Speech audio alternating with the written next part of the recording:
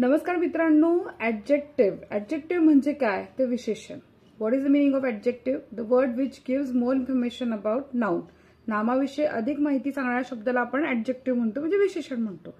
9th स्टँडर्डची जी poem आहे comparison, ती best example आहे ॲडजेक्टिव्हचं, की ॲडजेक्टिव्हचा किती सुंदर वापर करून ही कविता तयार करण्यात आलेली आहे. ते छोट्यापासून अगदी मोठ्या गोष्टींची तुलना या कवितेत करण्यात आली आणि ही कविता आपल्याला खूप गोष्टी शिकवते, ग्रामॅटिकली पण शिकवते आणि प्लस एकूणच आपल्याला आपल्या भोवतालच्या अनेक गोष्टींची जाणीव होते या कवितेच्या माध्यमातून. जर तुम्ही नवीन असाल चॅनलला तर चॅनलला सबस्क्राईब करा, बेल आयकॉन दाबा. माझं नाव आहे सपना टीचर आणि मी पुणे जिल्ह्यातून आहे. तुम्ही कुठनं माझा व्हिडिओ बघताय मला सांगा आणि कविता कशी वाटली तेही मला कमेंट करून तुम्ही सांगायचंय. कारण तुमच्या बाबतीत सुद्धा कंपॅरिझन कुठे ना कुठे होतच असणार आहे घरामध्ये. अरे हा असा करतोय, तो तसा करतोय, हा असा तो तसा, ही कंपॅरिझन चालूच राहणार आहे. पण या कवितेमधली कंपॅरिझन नेमकी काय ती आता आपण शिकूयात. कंपॅरिझन म्हणजे तुलना. आता या संपूर्ण कवितेत आपण फक्त तुलनाच करणार आहोत. फास्ट ॲज अ स्पेसशिप म्हणजे स्पेसशिप ही अवकाशात प्रवास करते, तिचा वेग प्रचंड असतो. तर स्लो ॲज अ स्नेल म्हणजे गोगलगाईसारखं अतिशय स्लो. तर यामध्ये वेगाची तुलना केलेली आहे की स्पेसशिपचा वेग आणि गोगलगाईचा वेग हा किती विरोधाभास आहे. फास्ट आणि स्लो अपोजिट वर्ड्स तुम्हाला इथे दिसेल. बिग ॲज अ डायनासॉर म्हणजे अजस्र डायनासॉरसारखा आणि स्मॉल ॲज अ स्नेल खिळ्यासारखं अतिशय लहान. तर या दोन ओळींमध्ये तुम्हाला आकाराची तुलना आहे, साईजची तुलना दिसते आणि दोन वर्ड्स दिसतात अपोजिट, बिग आणि small. Fears as a tiger. आता फिअर्स ॲज अ टायगर म्हणजे काय की एखाद्या वाघासारखा चिडका रागीट असा वाघ. जेंटल ॲज अ लॅम्ब आणि एखाद्या कोकरासारखं एकदम मवाळ गरीब बिचारा असा, बिचारा नाही गरीब या अर्थाने, हळुवार कोमल हृदयाचा असा. तर इथे आपल्याला दिसतं की टायगर अँड लॅम्बच्या स्वभावात आपल्याला तुलना केलेली दिसतीये. तर इथे चिडका टायगर आणि एकदम मवाळ किंवा चांगला प्रेमळ लॅम्ब या अर्थाने. सोर as a lemon, sweet as a jam. तर सोर म्हणजे आंबट चव, अति आंबट. तुम्ही लिंबू पिळलेत कधी जिभेवर, तुम्ही अनुभव घेतला असेल त्याचा. स्वीट ॲज अ जॅम म्हणजे जॅमसारखं गोड. तर इथे टेस्टची तुलना आहे, कळतंय का? म्हणजे सोर आणि स्वीट या टेस्टची तुलना आहे. Dry as the dessert. आता ड्राय ॲज डेझर्ट म्हणजे काय? डेझर्ट कसं असतं? वाळवंट. वाळवंट रखरखीत असतं. तुम्ही जर कधी वाळवंटात गेला असाल, तुम्ही पाहिलंय का वाळवंट? खूप रखरख आणि ऊन असतं तिथे. तर एकदम कोरडं म्हणजे अतिशय कोरडं. वेट ॲज द सी आणि समुद्र. समुद्र म्हणजे पाणीच पाणी, जिकडे तिकडे पाणी. आता डेझर्ट आणि सीच्या इथे कशाची तुलना केलेली आहे? इथे तापमानाची किंवा तिथल्या परिस्थितीची तुलना केली आहे. ड्राय आणि वेट हे दोन्ही अपोजिट वर्ड्स आहे, प्लस हे ॲडजेक्टिव्ह आहे. Square as a house. घराचा आकार कसा असतो? चौकोनी. आणि राऊंड ॲज अ पी. तर इथे तुलना केली आहे की एक वाटाण्याचा दाणा आहे आणि घर आहे, या दोघांच्या आकाराची तुलना आहे, साईजची तुलना आहे. स्क्वेअर आहे आणि राऊंड आहे.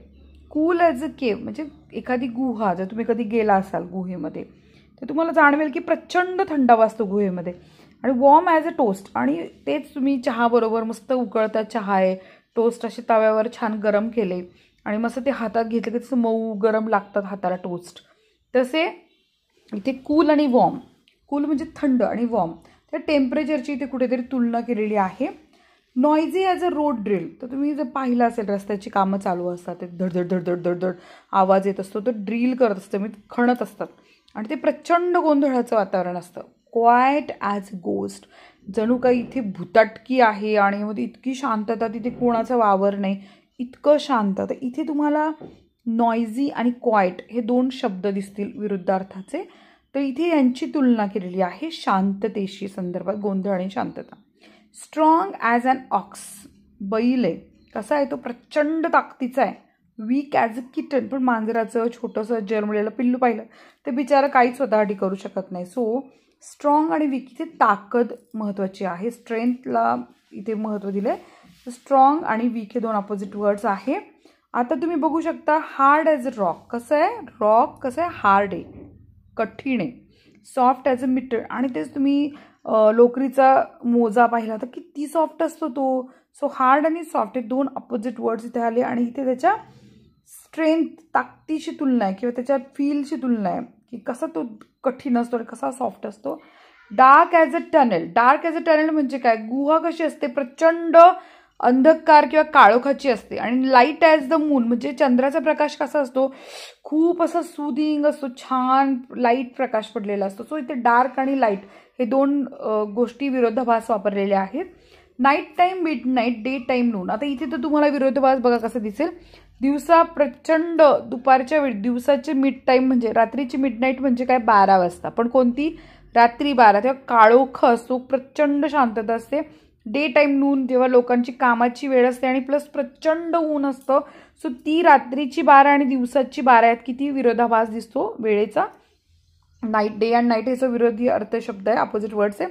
Tall as a giant. Giant म्हणजे राक्षस. तुम्ही अगदी मी म्हणून हॅरी पॉटर पाहिला असेल किंवा तुम्ही आपले फिल्म्स पाहिले असेल बॉलिवूडचे. सो एक राक्षस दाखवतात, अजस्र राक्षस, तसा तो टॉल, उंच. आणि शॉर्ट ॲज अन एल्फ. तुम्ही जर हॅरी पॉटरमध्येच एल्फचं पण आहे की छोटे छोटे बुटके आहेत परे किंवा काय सारखं, तर इथे उंचीचा संबंध वापरलेला आहे, टॉल आणि short. Crooked as a mountain path.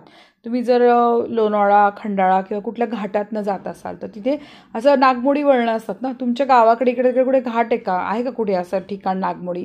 आम्हाला कमेंट करून सांगा.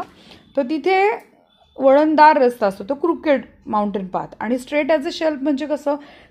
एकदम सरळ मांडणी आहे एखादी तसं. तर the world is full of opposite.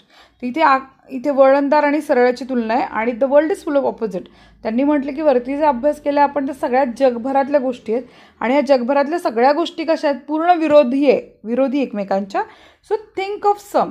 तुम्ही जरा विचार करा या सगळ्या गोष्टींचा जरा थोडासा, की हे जग कसं आहे? विरोधाभासानं भरलेलं आहे. या विरोधाभासांना भरलेल्या जगात तुम्ही पण स्वतःसाठी थोडा विचार करा. त्यामुळे जरी तुमची खूप तुलना कोणासोबत होत असेल किंवा स्वतः तुम्ही तुमच्याशी तुलना करत असाल तर तुम्हाला एकदा विचार करायला पाहिजे की हे जग विरोधाभासानेच भरलेलं आहे. आपली गती जास्त असेल, आपली गती कमी असेल, आपण आपल्या गतीनं शिकायचे. आजच्यापेक्षा बेस्ट उद्या करायचे, उद्यापेक्षा बेस्ट परवा करायचे. आणि तुलना स्वतःशी करा म्हणजे त्रास होणार नाही. आता इथे काही प्रश्न आलेले आहेत बघा. When you compare two things, they must have at least one common feature. म्हणजे तुम्ही जेव्हा तुलना करताना, जसं आपण म्हणतो ना की अरे काय तुझा अभ्यास बघ, त्याचा काय जोरात अभ्यास चालू आहे. अभ्यास ही कॉमन फॅक्टर आहे. कोणी म्हटलं काय सुंदर चित्र काढलंयस, त्याला तर जमलंच नाही चित्र काढायला. चित्र हा कॉमन फॅक्टर आहे, कळलं? तू म्हटला माझ्या आईसारखं ना बिर्याणी कुणीच करू शकत नाही. आणि दुसरा म्हटला की अरे त्याची बिर्याणी काय बकवास झाली होती. तर बिर्याणी हा कॉमन फॅक्टर, कळलं? तर तुलना करण्यासाठी तुम्हाला एक कॉमन फॅक्टर आवश्यक आहे. When we compare a spaceship and a snail we consider only their speed. म्हणजे जेव्हा आपण तुलना करतो तेव्हा त्यांच्या फक्त गतीचा विचार केला इथे, कळलं का? Think of common features when you try to find opposite. आता तुम्ही काय करा, थोडे शोधण्याचा प्रयत्न करा. आपण जरा थोडे शोधून तुम्हाला दाखवूयात. वेन यू कम्पेअर स्पेसशिप स्नेल स्पीड, किंवा डायनासोर आणि नेल असेल तर साईजची तुलना आहे, किंवा लेमन आणि जॅम असेल तर टेस्टची तुलना आहे. सो तुम्हाला अशा प्रकारे मी सांगितलंय, शिकवलंय, लक्षात ठेवा. व्हिडिओ इथेच संपलाय. व्हिडिओ आवडल्यास लाईक करा, चॅनलला सबस्क्राईब करा. भेटूयात नेक्स्ट व्हिडिओमध्ये. धन्यवाद.